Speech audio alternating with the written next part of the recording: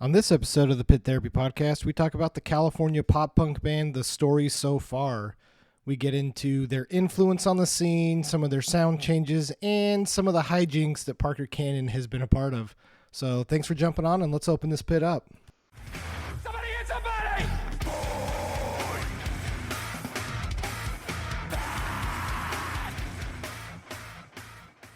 What's up, everybody? Welcome to this week's episode of the Pit Therapy Podcast. It's me, Trevor, and you've got Kyle, and Josh is back from Florida. First off, how was that?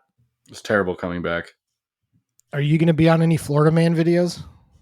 For as much as I'm going to be out in Florida this year, probably. I go back in 3 weeks. What's Florida Man? Do I need You've to never know heard who of Florida Man? No, man. Who's Florida Man? It's like a internet sensation, this concept of like you can search your birthday and then Florida Man after, and it will pull up just the most like Craziest stuff you've ever seen. craziest, wildest videos. Meth head doing robbing banks, but doing crazy stuff like with an alligator in a seatbelt or something. Like just really random, stupid. Okay, now I'm gonna have to. Okay, now we're gonna have to do it. So, It also sounds like you've been listening to some Shane Smith comedy. dude, this is no. Florida This has been Man's going been on for around for like years. 20 years, dude. Yeah, I don't know where you have been. Okay, what's your birthday? Okay, never mind. We don't need to like expose your birthday. But look, I'll do my birthday, and I won't say what it is. You know, if we were big enough, someone would literally just start searching all the dates until they found your birthday and then figure it out from there. Also, we commented on your birthday, so everyone knows when it is anyways. Yeah, I guess that's kind of true. Florida. Let's see. So a guy broke into a like fast food restaurant and cooked his own food. So basically, it's just like the headlines in Florida, and because Florida is just so absolutely ridiculous, there's always a ridiculous headline. Exactly. Okay. And it's usually something with like a guy that's methed up doing something crazy. Nice. So that's the whole Florida Man thing. So Grand Theft 6, is that the one that just released the trailer? Yeah. And basically, like everyone's like, yeah, that's the most Florida thing I've ever seen. No, you know they actually took real things and turned them into Yes. Yeah. the But like trailer. everyone is just saying, like, when you want to like look at the trailer, that is Florida. Like, Yeah. it But really again, is. they took actual videos from people in Florida and turned that into the trailer. Those are real things that have happened. Oh, nice. Like it's real what they did. They took like an actual video, like the one of the chick twerking on the car going down the freeway.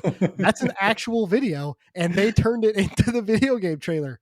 I You have can one. go look at the side by sides. I have one for you. Florida man arrested, allegedly struck wife with Christmas tree after asked to help make dinner. Florida man dries himself off with fire extinguisher after falling into the lake. Yeah. Nice. Nice.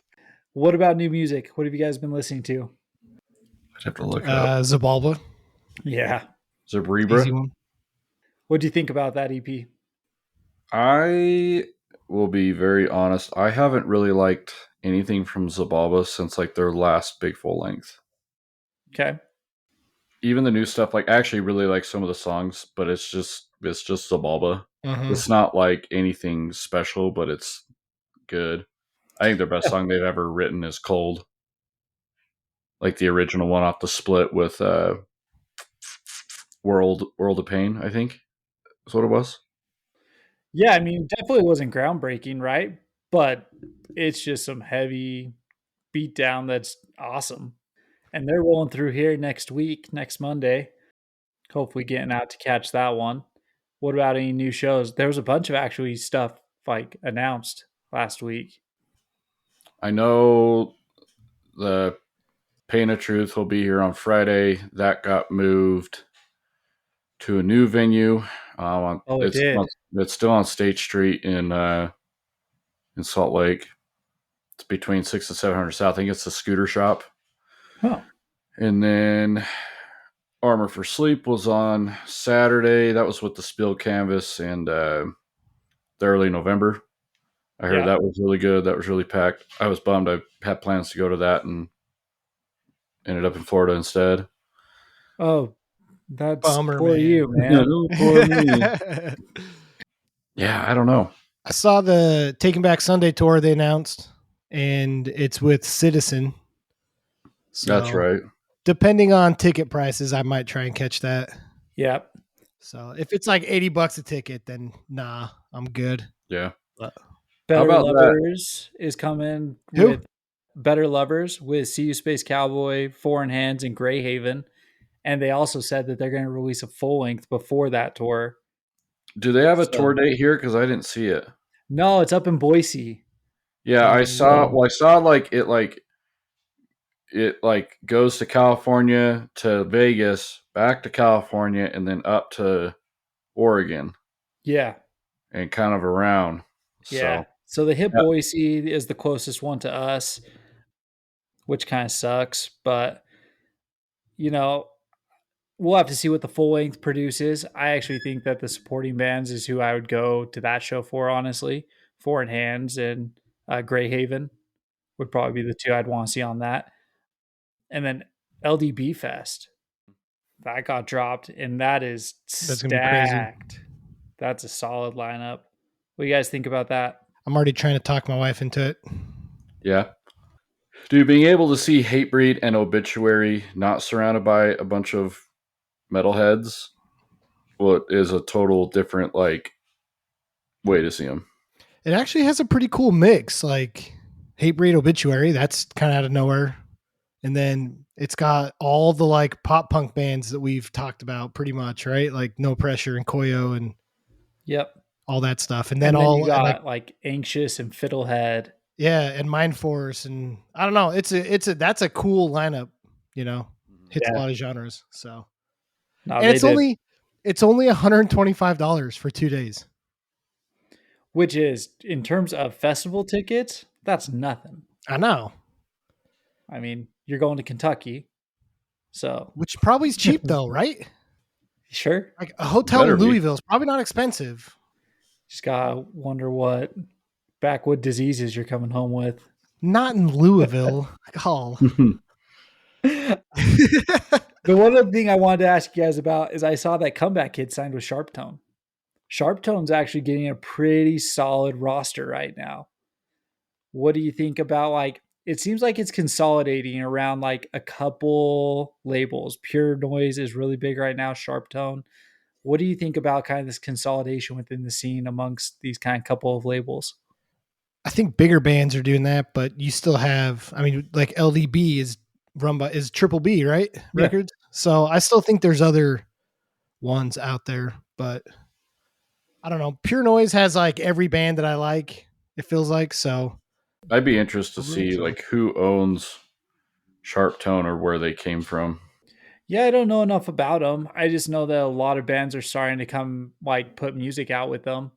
And whenever you see a band move labels, it also means new music. So new Comeback Kid's probably on its way sometime next Yeah. year. So Well, it's it was started by the Nuclear Blast CEO and the former vice president of Sumerian Records. Okay. Oh, interesting. Because, I guess if you look at these labels, it's like investors. I guess probably if Comeback Kid went to them, it was probably like a huge investment for the label. And it was like, we'll invest whatever we need to because you're going to help the label grow. And we need your name to back the label. And we'll give you whatever you want. So it's probably a sweet deal for them. I think at this day and age, I don't know that these record labels can really get away with screwing people over as much as they used to. So, Yeah. because I think it's so easy to self-produce, right? So I feel like you almost have to, like, it has to be a benefit for the band to be moving to these record labels. It's not. It's like a benefit for the label when a band signs, not the other way around nowadays. Is kind of what I was getting to. Oh, 100%. Well, this kind of leads into the band we're going to be talking about this week with The Story So Far and them being part of Pure Noise and really helping to pretty much establish Yeah. Pure Noise. So Story So Far, they start in 2007. They were still in high school when they started the band. And it's actually funny as you kind of read about where they were. So they started in Walnut Creek, California, and it was right at kind of the heyday of Set Your Goals. And so they were coming up in the hardcore scene, but with that very pop punk influence. And so they took a lot of influence from that.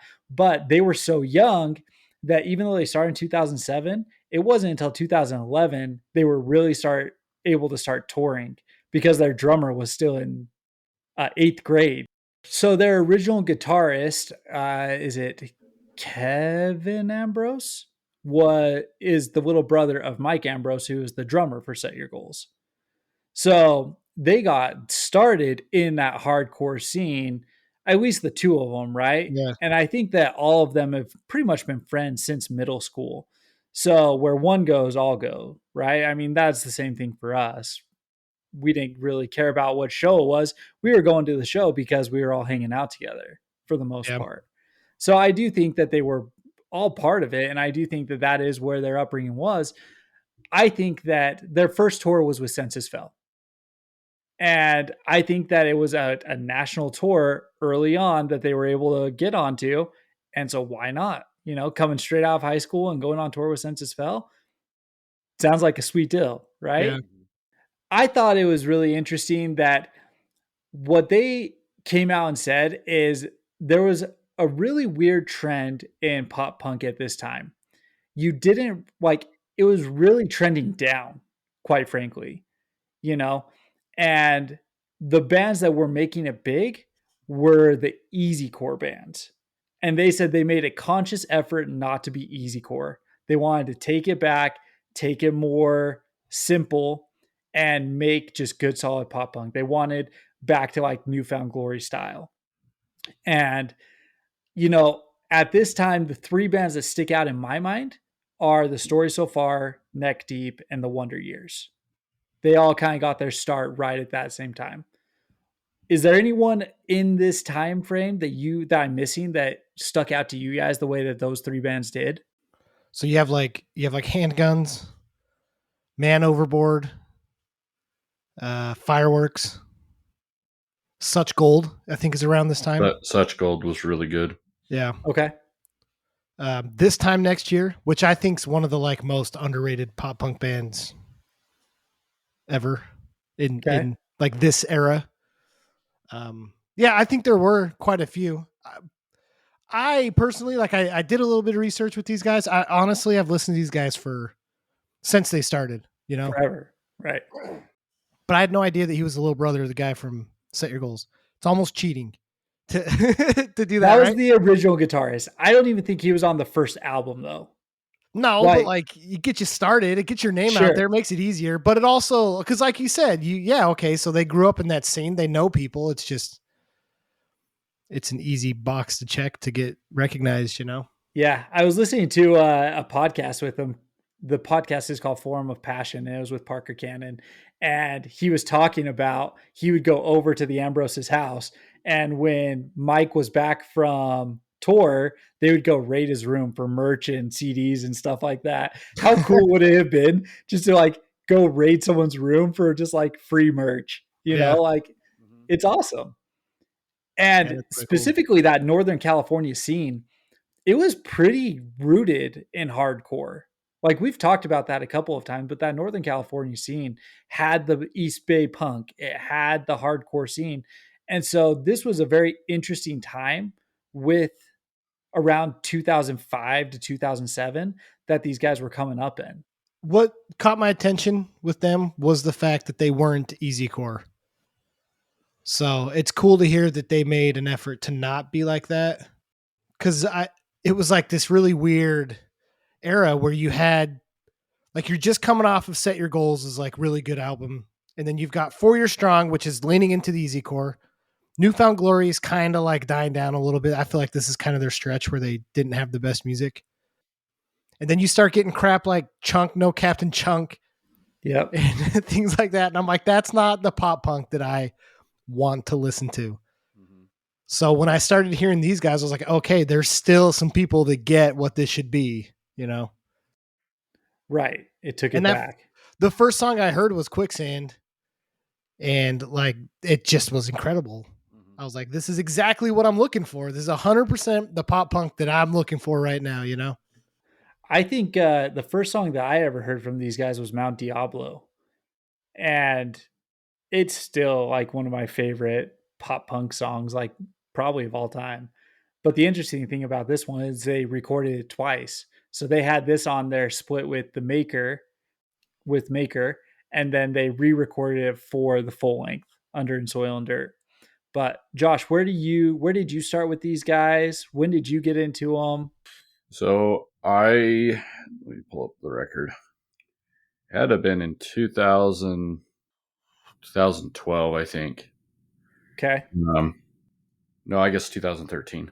So in 2013, when they came out with the record "What You Don't See," Mm-hmm. kind of leading up to that, I had heard clips of their music and stuff like that just through Apple Music, and I think they came through with the Wonder Years, actually, I think, on a tour, and they were like announcing they were dropping like their new record. And I remember it dropped, and I bought it from Graywell, and I went down to Moab and camped with some people that I used to work with, and all I had was that record.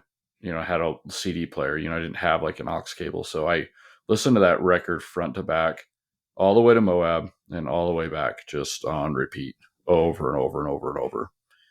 And that was kind of like my introduction to them. And the song "The Glass" to me was like a masterpiece song on that record. And then kind of from there, like I kind of explored a little bit more into that. But it's funny, like it's like, oh, if you like the story so far, you should check out Handguns. You should check out Man Overboard. You should check out, listen, give the Wonder Years, more of a chance, things like that.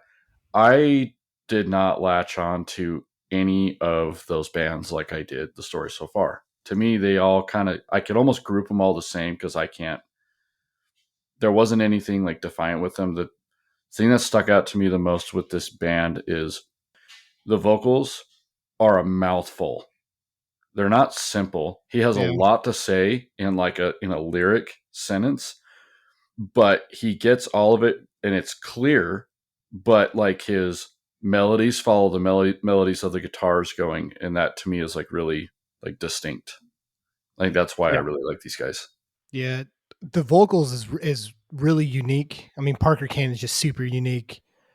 I think some of the issues with some of the pop punk that I have is like New Found Glory I'm fine with, because I feel like New Found Glory is like on the pedestal, the defining standard, but some of this super whiny, high pitched pop punk vocals, I just can't do it. And that's why I struggle sometimes with Handguns and Man Overboard. I don't know. His vocals is just so unique. I feel like the scratchiness with his throat, like you can tell, like he's really projecting, like he actually means what he's saying. I think that's what I like. Yeah, he definitely lays into his vocals. Like he put it out there.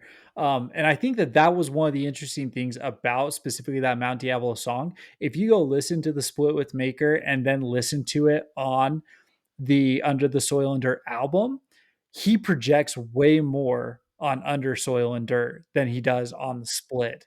And a lot of that is actually credited to their producer, who they've basically produced everything they've done with, Sam Pura, I think is his name. And you're exactly like Parker Cannon is phenomenal in terms of what he does, the sound, the uniqueness. I think it was you who said he has a unique way of finding the melody that is different than what you would expect. And it's awesome that way. So running through albums really quick, their first EP was in 2010, While You Were Sleeping. Did you guys listen to this one? Yeah. Yeah. What do you think about that? It was good. That's what we say. Yeah. That's what we say about all those. Yeah, exactly. Good intro point. And then I'll say then what you always say of, look, if you're a good band, then like exactly, it's good enough to get picked up, right? So. Exactly. I will say we've talked about glow ups in terms of going from an EP to a full length. I think that Under the Soil and Dirt, it's such a defining album. This is one of the better glow ups. Sure. I think that like they really stepped it up from the EP to this. I agree. I like it way more. And But see, then, we'll get into it, but I'll say that it's even a bigger glow up from Under Soil and Dirt to what you see. oh, interesting. So Okay. we'll get into that, but what you The don't see. split with Maker. So Maker's a band from back east. I think they said they're from Massachusetts. So part of the reason that they did this was they were a West Coast band. They're from California, and they're like, how do we get our name out there? This is the MySpace era. This is like when you're trying to start getting Facebook and Instagram and all of that stuff going. But the best way to do it is to have an East Coast band split with a West Coast band so that just that crowd starts to know who you are. And they said that was huge as they started to book out their US tours to have now an East Coast presence because of an East Coast split. I mean, today music is completely different, right? But was that like a brilliant move on their part? Or like, do you think that that added to them growing the way that they did? I think so. I think absolutely. I mean, there's one of the guys that we talk to sometimes on social media asks us, "Hey, do you guys know this band? Did they make it out west?" Yeah. And it's a band that we've heard of, but that's because we're super involved in the scene. But that's a very common thing to wonder about. Like, I'm from the West Coast. I'm in a 4-hour, 3-hour different time zone, like a different world even, And so, I think that was a genius move to get seen. And I'm going to bring it back up, but just knowing that they come from a band whose family members already super successful, there's probably a lot of coaching on how to do that. Right. Sure. That's So true as well. I think it was a total baller move. And actually listening to that interview with Parker, he says that. He says, we sat there and we watched what these touring bands were doing. We watched what was making them successful, how they were doing it, and we copied it. Yeah. And boy, howdy, man. Like they for sure hit it on the head. All right. So the perennial, Under Soil and Dirt. I have this as their best album. And you guys, it sounds like, are going to put What You Don't See on top. But I'm going to. I don't know if Josh will. But Absolutely. Under Soil and Dirt, Under Soil and Dirt's great. It's what got me into it. It was super unique at the time. We talk a lot about Parker Cannon, but we need to give the band, like the actual band members, a ton of credit too, because, and I think you see it more in the album What You Don't See, but musically they're so unique because Josh always brings up this point. It's heavy without being heavy. Mm-hmm. And in a pop punk band that can do that, it just like it scratches an itch that you don't know you have. I know. Yeah. Yeah. What do you think about this musically, Josh? To me, I think maybe this is why I get so pumped about Koyo. Because like it's pop punk, but like I still want a head walk on everybody. Yeah. Yes. And okay, I always ask you this, but tell me if I'm wrong.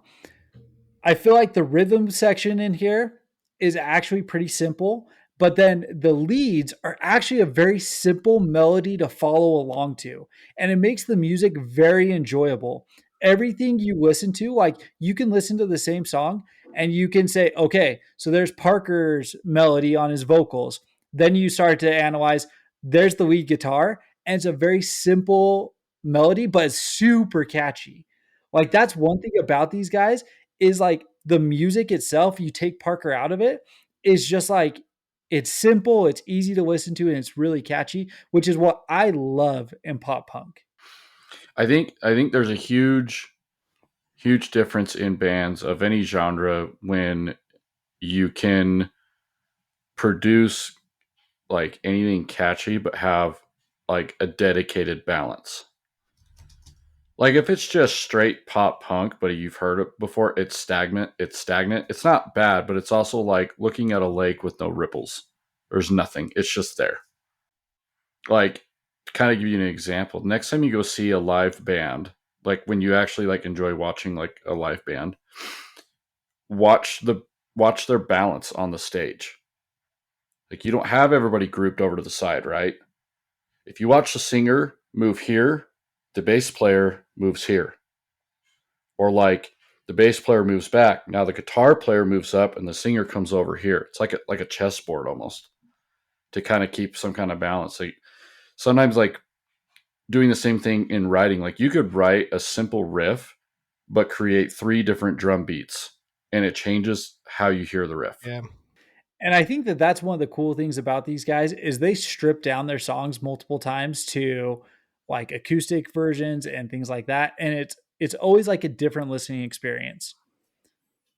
Dude, So their lo-fi versions it's of their really songs cool. are awesome. I listen to that Pure Noise lo-fi album all the time, but they're and I guess this is a testament to their music, right? Is their lo-fi version of their songs are so freaking good. They're so much better than all the other bands' versions, but it's because they've built such a balanced version of a song that you can play with it and you can like turn it into different genres or music types or whatever, and it still sounds good because it's got such a good balance to it. So, But it's still true to them though too. right.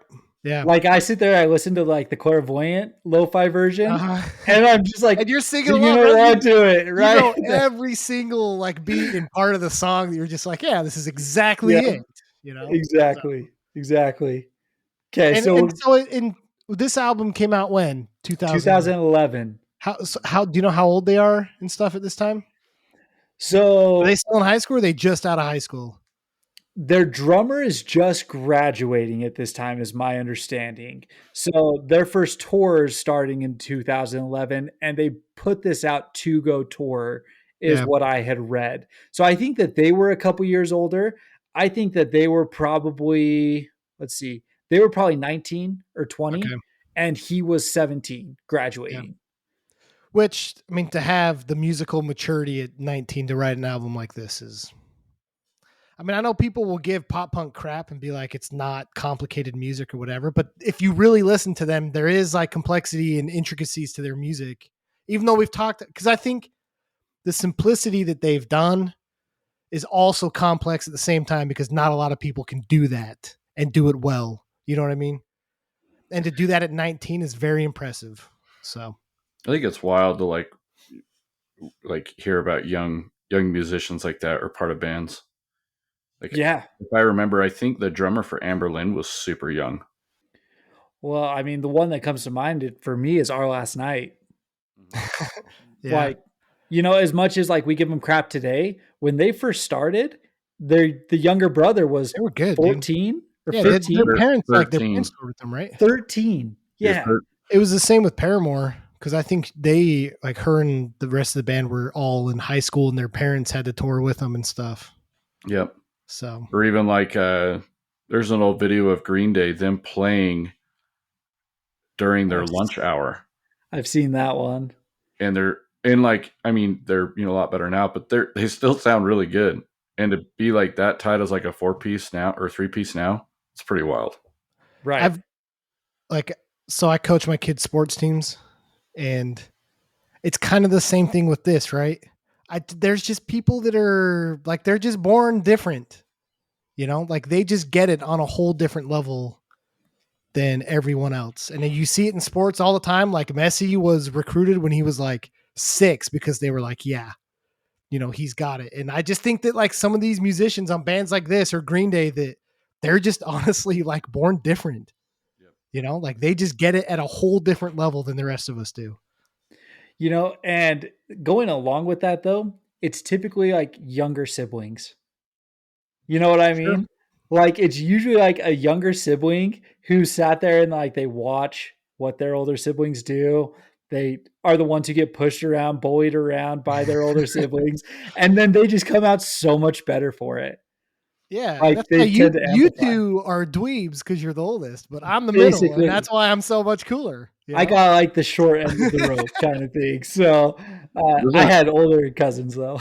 doesn't it kind of give you like a whole different kind of, I guess, appreciation though for the like bands that paved the way for something that was different? So like say like bands before Thrice and Thursday, you were, I don't know what, like Bad Religion and Yeah. Agnostic Front or Pennywise, and that kind of stuff is still good, but it was kind of starting to come out of its peak. Like, and bands like Thrice or Thursday or Under Oath or The Used or whoever, My Chemical Romance, it didn't exist. They made it, and so they were coming into a scene that didn't exist, creating it, and then trying to get onto a label, right? Yeah. And so, I mean, yeah, I think there's a lot of this has been built off the backs of that still this day, and I think that's really cool. I like what you just said about that, Josh, though, because the interesting thing about this band specifically, the story so far, is they saw that the scene was dying, but there was a heyday before the scene started to die. So we got to take it back. So there's definitely bands who like lead the way, produce new, but there's something to be said about the tried and true, like what works and what works well. And Easycore was not that thing, obviously. Easycore died. And to be able to realize that and be like, yeah, no, we're going to go back to like the shows we grew up with, the style that we grew up with, what we really like, and put out this kind of music. Like, it was a risk, but it paid off huge. Mm-hmm. For sure. What do you think like caused bands to want to even try Easycore? A Day to Remember. A Day to Remember. Like, that's what it is. And because A Day to Remember hit it so freaking good, where they were just like, we wanted to play something fast, we wanted to play something poppy, but then we liked breakdowns, so we put breakdowns in it. Dude, that's such an interesting question, because it's like, or go ahead. No, I'm just thinking, like, if you're a Hot Topic kid, but you don't want to be emo, but you still do, like, you play Easycore. Like, I don't know how to explain. Like, I don't know how to explain. Well, think of it from like a marketing scheme like this. Like, okay, Captain, no Captain Chunk. I can already see the merch, and I've never seen their merch.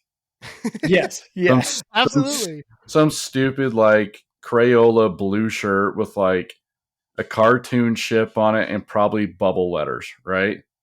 Yeah, you know, I mean, for sure. And it smells like Hot Topic. I can even smell it right now. So, you know, around that time, right? Say the timelines between 2007 and 2010. We'll just call it that pop punk's kind of dying off, right? New Found Glory hasn't really produced like anything crazy like they did like back in 2002 and 2005. Such Gold has kind of dropped off. Broadway Calls isn't really doing anything. And then Set Your Goals, you know, is kind of trailing off as well. Yeah, 4 Year put out a crappy album. But the new bands that are kind of coming up that are kind of the end that people took on was like crabcore or just heavy. So like Attack, Emir, some of Bury Your Dead's later stuff, Whitechapel, this kind of stuff. But like, it's really harsh to the ears. So I wonder if there was kind of a cross and like, hey, let's be pop punk, but like do that. And then like, I always thought that too. I'm like, I would listen to it and I'm like, I'm just old now. I guess I don't know. I don't get into this at all. Yeah. Yeah. I mean, back in the day though, it was fun. Like, regardless of how we feel about it now, I would not listen to a new Easycore band today. But back when A Day to Remember came out, back when 4 Year was still kind of using the synths and a few things like that, and they had more breakdowns, like, yeah, it was awesome. They were fun shows to go to. They were always rowdy. They were always way fun. But it got overproduced. It got over digitalized. It, you know, they took that sound and they took all that was like popular about it and tried to use that, but they got rid of all the like actual uniqueness to it, if that makes sense. Like everything sounded the same. Pop punk went through what metalcore is going through now. Yeah, everything sounds the same. Yeah. It's overproduced, it's digitalized, like, you know. Because you have to remember that like early generation of pop punk, Blink-182, what's the other crappy band I don't like? Green Day, Good Charlotte, Sum 41. And then you had like New Found Glory, which still bridged the gap to like hardcore and stuff, but that was huge. It was on MTV. It was on like radio stations. So I think people started seeing like the money in pop punk, right? So then that ruins it. It gets overproduced. It gets overdone. They take away the good parts of pop punk and they just focus on the money making parts. And MySpace and Hot Topic at that time was super popular. So if you're going to bank off pop punk, you're going to bank off Easycore, you know? Yeah. That's just was the natural progression. So one thing that I missed, and I wanted to ask you guys about this. So Parker Cannon recalls it was probably 2009, I think is what he said, and they were playing local shows. And he finally talks like everyone at his school to come out for a show, like all the kids, right? And he's like, it was like the jocks, it was like my older brother's friends. Like I finally got them all there, and they weren't really into the scene, but afterwards they all grabbed him and they were talking about how cool it was, when was the next show, like all that kind of stuff. Like they brought a whole new wave kind of into the thing. And he said it was because of the crowd participation. It was because of the stage diving. It was because of the moshing, all of that kind of stuff. Is there another style of music outside of our scene where the concerts can actually make the music for you? Does What do you that mean by question make our sense? scene? What do you mean by our scene, though? Metal, hardcore. Was like Midwest Pop punk. emo, like Title Fight? Does that count, or is that? I mean, are people head walking and stage? I guess Title Fight, but Absolutely were. Okay, so maybe they're the anomaly. not Glitterer though. Yeah, that's true. The only music that I could think of is like underground hip hop. I have seen videos of some of those, and they were freaking insane. You'd go to like an underground hip hop show and be like, "Man, that concert was like, wow, I want to go back to that." Dude, go watch some of those. Go watch some of those shows. They're crazy.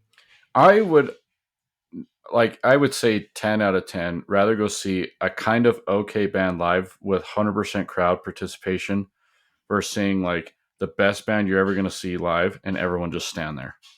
Yes. It like ruins it for me. And actually, because there are a lot of bands I've listened to in records that don't sound the greatest.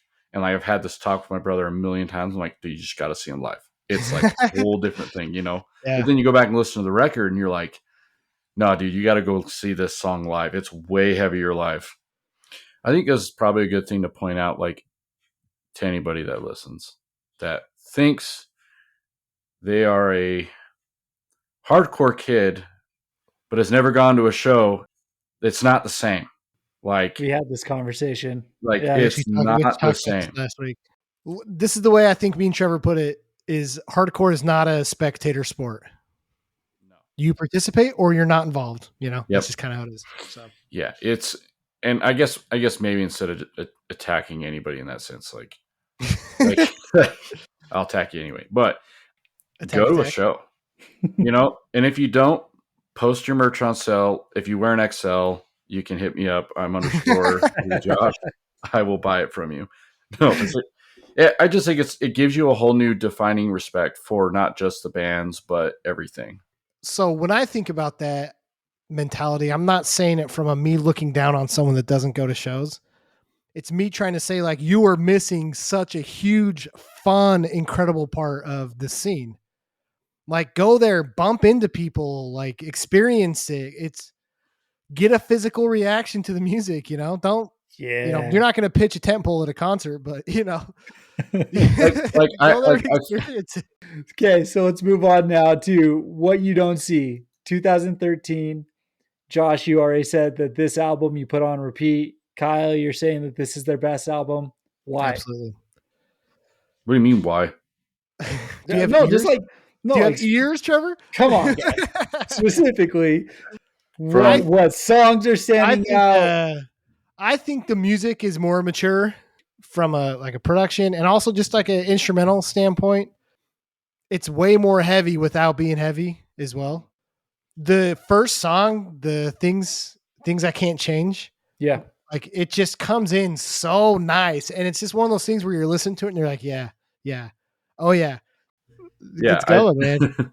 No, I think the entire record has great flow. Like I say, I could turn it on and listen front to back and nothing. There's no skip, there's no nothing. And it starts over, like the album could just repeat. So. Even like the last song, Framework, at the very end, where it's got just the music outro, and you're just sitting there like you just want to like kind of bob your head, like like this is so good. I don't know, man. The way the music fits, it just like Josh said, it flows just so good. The songs that really stand out for me on this album, Josh, you already said The Glass, but Empty Space, such a good song. And like Stifled is another they're such good songs. The reason why I don't put this above Under the Soil and Dirt is I just feel like it didn't change enough for me. Under the Soil and Dirt like brought back the style of pop punk that I was looking for. It was that heavier album. It was that heavier feel. It brought a lot of nostalgia factor. This is a fantastic album and I absolutely love it, but it was just a follow-up to Under the Soil and Dirt, Soil and Dirt. And I personally didn't feel like it was like such a step up where I was like, oh man, that's what amplified them. I'm going to hard disagree there. Like real hard. That's fine. Because I think that this album is way more unique because it doesn't feel as pop punky. It almost feels like if Title Fight did more pop punk sounding. Like it's got a little bit of that like shoegaze sound to it as well. I don't know what I honestly don't really know what genre. Like it's almost like I saw an article say it's melodic pop punk. Perfect. Yeah, and like that was the first time I've seen like a melodic pop punk. But then when I read that, I was like, oh, I probably agree with that. That's what I'm trying to say. Is to me, this album feels so much more unique. I think so. Hearing What You Don't See before I heard Under Soil and Dirt, I think my opinions on the two records is that the What You Don't See is a lot stronger feel. Like the songs, the sound, everything, there's a lot more power behind every single song on that record than Under Soil and Dirt. And maybe I spent a lot of time with Under Soil and Dirt, and maybe that's part of why I have it on such a high pedestal. But like that album to me, that was a game-changing album. What You Don't See, like it was a good album. I really like it, but it wasn't game-changing in my opinion. And so like maybe that's part of what it was. I remember seeing them Warped Tour. It was probably pretty close to when this album came out that they were on, right? It was the year after. It was 2014. Warped Tour's been out like 20 years or give or take a few years. I don't know. I'm bad at math. They put on one of the best sets I've ever seen at Warped Tour, ever. It was unbelievable how good they sounded live. It was unbelievable. The energy, it was unbelievable. Everything. They finish their set with Face Value, and it's got that kind of cool outro, and they bring out a freaking saxophone to end the set, and I'm just like, oh, this is so good. Like, I can't take it anymore. It's just so good, dude. So maybe you are pitching a temple. Exactly. I was at the end of their show, I was pitching a temple, dude. 100%. It was so good. Even just this, because like even just listening to the saxophone, I was like, this can't get any better. Like it was so good. Everything about that album, everything about those songs, man. I don't know that there's anything they could have done better. So in the same year, they do the split with Stick to Your Guns. I don't talk about EPs a lot when I'm hosting, but this band, like, you have to talk about like all their EPs. Because this is the one that had Clairvoyant on it. And Clairvoyant's like a god tier song, in my opinion. I freaking love this song. So did you guys listen to, obviously you've heard that song, but did you actually listen to like the Stick to Your Gun side of it? Yeah. Of the EP? Like, what do you guys think about like just those two songs?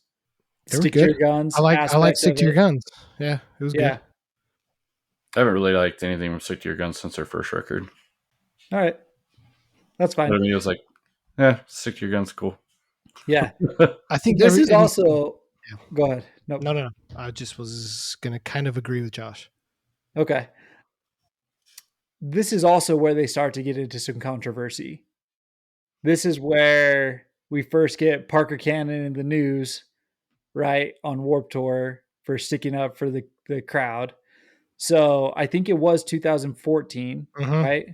Crowd surfer comes through, falls basically behind the barricade, goes to stand up, and security shoves him down, or shoves this person down. If you haven't seen the video, like Parker jumps off the stage, the guitar player like throws his guitar down, and like they like get in security's face and cause some issues. First of all, what do you guys think about this? Let's just put it out there. I hate security. If you watch the video, it's a lot worse than how Trevor's describing it. If I remember right, it was a girl and the security guard had like kind of grabbed her hair and like ragdolled her a little bit with it. And so that's when he jumped off and went after this guy. So my question though is it the band's responsibility to protect the fans? Yes and no. Yes and no. So like in a responsible adult manner, no. But as a scene as a whole, yes. I also think that Warped Tour is unique, and I think the story so far is unique because you get a lot of hardcore kids there, so they expect a certain thing, but they're big enough where you play shows or venues or security or whatever that don't get it. I think it really comes down to your promoter. I don't think it really matters on the size of the show or venue or really any of that. Like you could go as big of a show as like the Woodstock of '99 when they were having massive problems. I mean, the bands that they booked for that, I think it was a 3 or 4 day festival, and the promoters were getting on the radio and on TV, and they were like, no, everything's been really good. There's just been a little, things here and there, but like there always are, but everything's been good. And I'm like, dude, during Limp Bizkit's set, you caught the entire field on fire. You know what I mean? Like, and it's like minor problems. And so like some of the people, that were there at the show that were helping put on the show were like, hey, like there's problems, like we need to address them. And like promoter fault is like, nah, we're fine. Or like you go to a small show, like what was the one in Texas that just happened? What band was that? Black Dahlia with Terror. That's right. It was Terror. So you get something like that. Was it Scott Vogel's responsibility to do that? No. But like as a scene as a whole though, yeah. Because it's like, yeah, we're not going to put up with that. We'll just get off the stage. We won't play. And again, promoter problem, right? The promoter, instead of going, I need to talk to my security about how this needs to flow for like this to like run well. He's just like, cool, I'm just not booking hardcore bands anymore. I'm boycotting them. I'm like, good luck. Yeah. Warped Tour though has no excuse. It's been around long enough. Those security guards should have known the deal. So I feel like in that case, it is more justified what Parker did because again, this wasn't a one-off. This wasn't the story so far playing with, this isn't Hayley Williams at a Paramore concert telling people to quit fighting because it's not a terror show, right? Well, like this is Warped Tour. This has been around a long time. They should know. Well, and that's where I think like maybe you get security guards that do come from these big arenas. Yeah. That are like that, like they're like, no, I'm God, and what I say goes, and if you don't like it, I will toss you out. And most of the bands playing these big arenas, they don't care. They're just going to keep the show going. Yeah. But then, you get a hardcore kid up there that sees that, and it's just like, nope. I mean, have you seen the Let Live one? There's a video of the singer of Let Live got down, and the guitar player swings his bass and hits security guard right in the back of the head. Ooh. There's another one of Converge, the huge. Allegedly. Yeah, allegedly. There's another one of like that band Converge. There's a huge fight on the stage, same kind of stuff. So I find this interesting because I also think that this lends to them being part of the hardcore scene, the Northern California scene, right? There's probably not as many bands who are going to do this. And I think that this was a very instrumental thing of them taking the initiative to like police the scene themselves. And I think that it actually probably increased their credibility with everything. And it will lead actually into the next Parker Cannon incident where he kicks a kid off the stage for taking a selfie with him. Like, here's the thing. And this is what it was a girl. But go on. I mean, kids is a nondescript way of saying gender neutral, right? I don't know what they are. Like, there's a way to act at hardcore shows. There's a way to act at the scene. And these guys have basically embodied that. Security, F off, like we'll take care of it ourselves. don't jump on the stage with me and take a selfie. Like, that's dumb. Like, Yeah. go Mhm. Mind Force style and get back in the pit, right? Well, Like, it's given him. I don't know how to put it. It's like a personality defining moment for him because when I saw No Pressure back in May, one of the first things he said was, "Guys, put your phones away and just enjoy the moment." So this happened back in like 2014, and we're 10 years later, and he's just harping on phones the whole time. so in this time, they've released the self-titled album, The Story So Far. You guys in the text thread said you guys like it. This is the one album that I could just do without. Like, it has a couple good songs on it, in my opinion, but Hold on, like do without. I mean, like that's strong. Heavy Gloom and Nerve. You want to give me those two songs? Put them on a 2-song EP? Sure. The rest of it, it's just meh to me. I think it In has all like honesty. I think it has like 10 good songs. I think so too. Nice. You know, I really I like don't know. dude, Smile and so Solo good. and Scow. Smile. Their intro song was "Smile." Like when he's like, "And I will not fake this stupid smile." I was like, "Heck yeah, dude! This is so good." Because I mean, that is like epitome of a Parker Cannon lyric too. I was like, "This is incredible." So Okay. So, well, talk about it. Tell me why I'm wrong. It Because says it's right good here music. on Apple Music that you're wrong. No, I like Heavy Gloom and I like Nerve. Those two songs are absolutely fantastic. I think they're I well written. Go I for can it. see why I don't think you like this record as much because this record starts to lean towards more shoegaze style, Yeah. just like Title Fight. It's straying away from what you wanted it to be. Yeah, I have issues with bands in sound change. I mean, it's We well made that very documented. We Well made that very clear. documented. So I don't know. This album, like, I couldn't get into it. And like I did not listen to this album more than like once or twice when it first came out. And then I actually missed Proper Dose for a long time because of it, because I was kind of just over The Story So Far. It's so different from Under Soil and Dirt and What You Don't See that I just would listen to those two albums on repeat basically and skip this one. Man, when this album came out, I had it on repeat, and I Yeah. still listen to it all the time. It was funny when we chose this band. I was like, "Oh, this is easy," because I've literally never stopped listening to them. I mean, yeah, it's all good, and I like their sound change. I like Mhm. how they moved into a shoegaze sound. I think it suits them very well. I think Parker Cannon absolutely kills it. Yeah. My bad. As you can tell, Work on a Josh is song. listening to it as well. Yeah. And this album too, I don't know. Like we're just gonna keep going back to it. It's heavy without sounding heavy. Like just that intro that Josh accidentally played right now.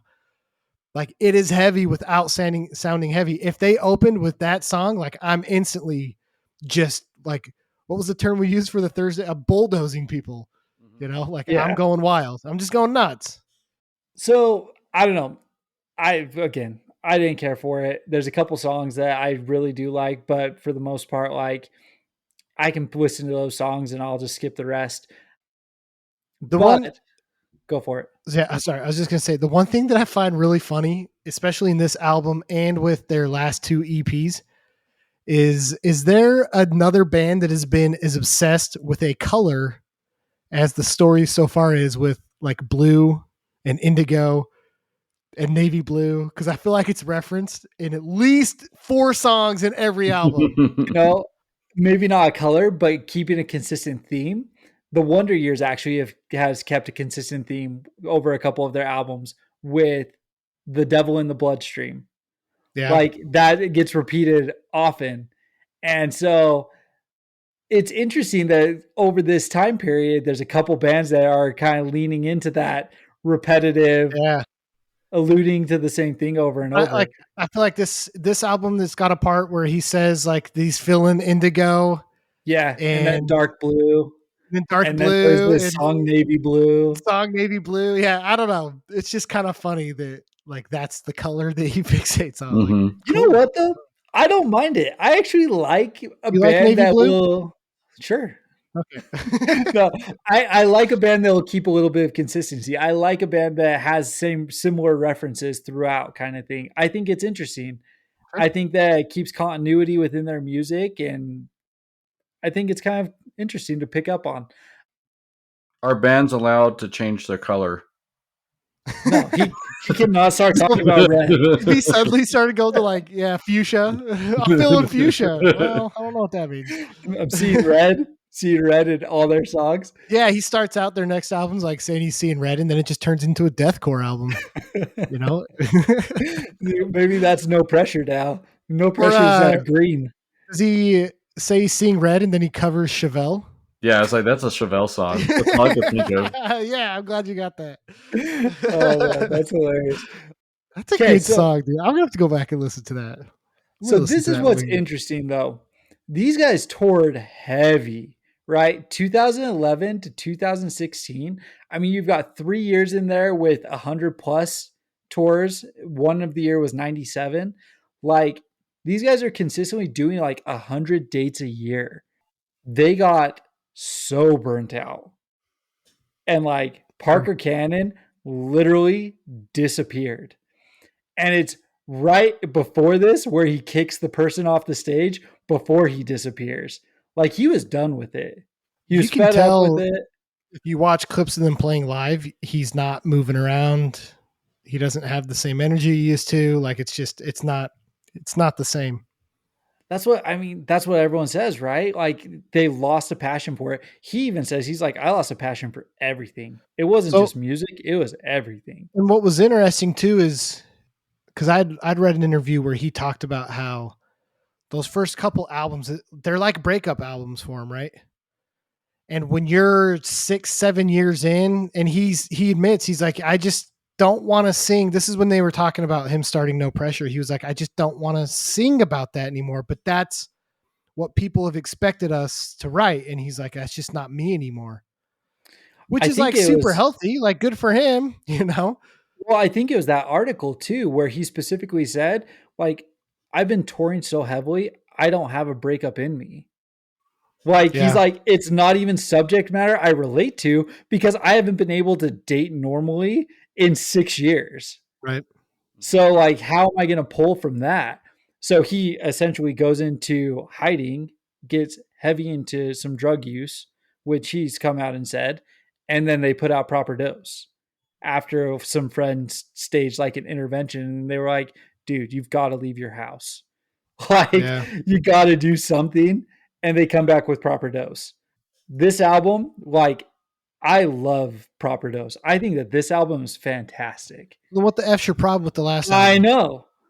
And believe me, I've listened to that last album probably 4 times, the self-titled, in the last 2 days, just to try to figure it out. I just don't like it. No, I just don't like it. I mean, it's not fair, but okay. It is. Okay. But I do like Proper Dose. I mean, the song Proper Dose is amazing. Great. Yeah, that song's really good. The song Upside Down is pretty repetitive, but I actually really like that song too.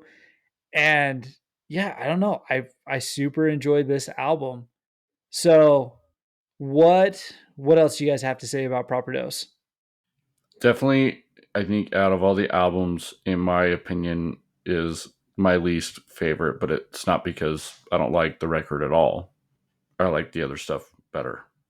But I liked the take they did for going slower.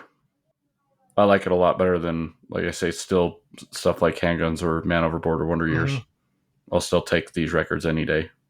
Yeah, I remember first listening to it and being like, man, this is different. But it's not bad. You know, and then you just keep listening to it and you're like, yeah, I can get down to this. This is like, cool. It's not like their old stuff. I'm like, still good. Like Take Me As You Please, awesome song. Even Light Year, the last one, they just know how to like start and end albums really well. So yeah, I don't know. I don't really have much else to say about it. I really like it. It's good. So this is the time now that they actually start breaking up, right? Or at least they start to do other projects. So Parker, he goes on to do No Pressure, which is just straight high energy pop punk. Like, I love love it. That's one of the best concerts I've seen in a while. Was that Yeah. No Pressure Koyo show, and they are just so much fun live. So much fun. So you got that. You then get Cold Moon, who are the Ambrose brothers, and Will Levy, the guitar player, is on bass for those guys. Did you guys get a chance to listen to Cold Moon at all? No. Okay. And then the other guitarist, Kevin Geyer, he does Elder Brother. Which Elder Brother's like one of my favorite bands. Okay. But it's like indie rock. Dude, Right? I listen to that discography more than I should. So Cold Moon is in a similar vein. Okay. Well, So check it out then. what's interesting is you have the guitarists who have basically gone into this indie rock scene, but then Parker has gone heavily back into pop punk. And there's some differences going on here. Proper Dose definitely leaning more towards that indie rock sound. But then you get Big Blind Single, which is like a good fast pace. I don't like, it's not quite pop punk. So that song's interesting because I had read that they were forced to put out some new music before the Blink tour. I read the same thing. I wonder how much that song is like a vault song, or I don't know. I don't know. Maybe I don't know. Maybe they came out. Maybe they had to come out with a faster pop punk song since they're going to play with Blink, and so that's what they did. But I don't think we're gonna get any old Story So Far type albums again from them. I think it's definitely going to continue to have that indie feel for it. I wouldn't be surprised if they did pick the speed up though. Proper Dose was a slower album. And so I wouldn't be surprised if we got more of the Big Blind feel, but not in quite the pop punk format. So I think it's going to be something unique and in like to itself. But the other interesting thing is they've pressed 7 inches with just Big Blind. Like I'm curious if there's actually more music coming out, or if it's just like, here's your one song and we're Here's your one done. song. Yeah. I was shocked to see that they were going on the Blink tour. I mean, I've heard that Parker has not been happy with the Story So Far for a while. So I was pretty surprised to see. I guess I don't know how you turn down a Blink tour, right? Right. So I mean, I don't would think be it's any shocked. different from Conditions, not turning down touring with Paramore. Paramore, sure. Except for these guys are now an established band kind of thing. Like they could go and headline themselves if they really wanted to. I know, but at the same time though, like thinking about the same mentality, like if Blink comes to you and says, "Hey, I want to tour," even if you're an established band, you're going to say absolutely. Sure. I mean, So- I mean, you're either going to play something like the Depot or you're going to play the Delta Center. And True. when you see the payout from either or, I mean, that tour probably paid Parker enough to do No Pressure for the next 5 years. It's valid. That's valid. So the last thing I want to kind of talk about with these guys is just like their sense of loyalty. Like there hasn't been a lot of turnover. They've put all of their albums out on Pure Noise. Pure Noise started with No Bragging Rights. I didn't realize that. Like I knew No Bragging Rights was one of the first one. Literally, The Consequence of Dreaming was the first album Pure Noise ever put out. Sick. And Under Soil and Dirt was the second. Double sick. So these guys like helped launch Pure Noise Records. And the one interesting thing about Pure Noise is they've always like been very artist friendly, at least from what we can tell, is like the artist just puts out what they want to put out. And these guys are just there to kind of help them. But they've used the same producer, that Sam Pura at Panda Studios, Pure Noise. I think Will Levy, who's their guitarist, was originally their merch guy. So when Kevin Ambrose bailed, like they just moved their merch guy up. Yeah. Like they don't do a lot of change. Except I heard there was a bunch of drama with them kicking Kellen out. Their bass player. Yeah. But started 2007 and they kicked him out 2022, right? Yeah, So but dude, I mean, imagine us being friends for as long and then all of a sudden I'm just like, you know what, Trevor? eat a bag, and then I just don't talk to you again. That's kind of what it feels like they did, which might be worse Maybe. from like a loyalty standpoint, right? Yeah. I mean, we'll have to see. They obviously weren't putting out new music, and it sounds like Kellen went back to school. Like, Sell out. like you gotta wonder just like what the circumstances were. Obviously, probably Parker was being difficult. He was home doing a ton of drugs, like not really. He was doing no pressure at the time. The other dudes are starting to do other stuff, and Kellen's probably sitting there being like, "Well, I'm not doing anything." Yeah. You know what I mean? Maybe. And he was probably like, "Guys, like, let's do something." And they're probably like, "No, screw you. Like, go get your own band," kind of thing. Yeah. And you know, who knows? All I know, like, it sucks to speculate on stuff like that. I will say though that bands like this that have been around for over 10 years, doing anything that long, you just get tired and you probably just want to stop, you know? And I don't know. Like, I can imagine us if we're still sitting down on Wednesday nights doing this podcast in 10 years, like, who knows, right? Like, you're going to get tired. Like, I mean, we just dick around the whole time, so I don't think we will, but like bands that tour 170 times in a year, like they did one year, you just doing that for 10 years, man. Like, people grow, people change. Yeah. Their stuff changes. Like, it's going to happen. I You will know? say- You get way too familiar with your bandmate. I will say, bass players have the least amount of say in a band. So Josh is coming right out attacking bass players. Yeah, bass players suck. Whoever plays bass in a band should just They put Jump in up about quick, as much right? effort as singers. I That's mean, fair. you can basically get someone who's never played the instrument, just give it to them and have them hop up on Yeah, stage just with turn you. it up. Yeah. We just Only need we to- knew someone we who need- did that. You need to fill the gap on the stage. You don't got to play anything. Dang. We'll just turn the bass up on the guitar amp. I feel like we had a pretty good episode, and then an hour, 17 minutes in, you guys just turn on me. Well, at least Trevor did, because that's the reason I played bass is because you guys just need someone, so I just freaking did it.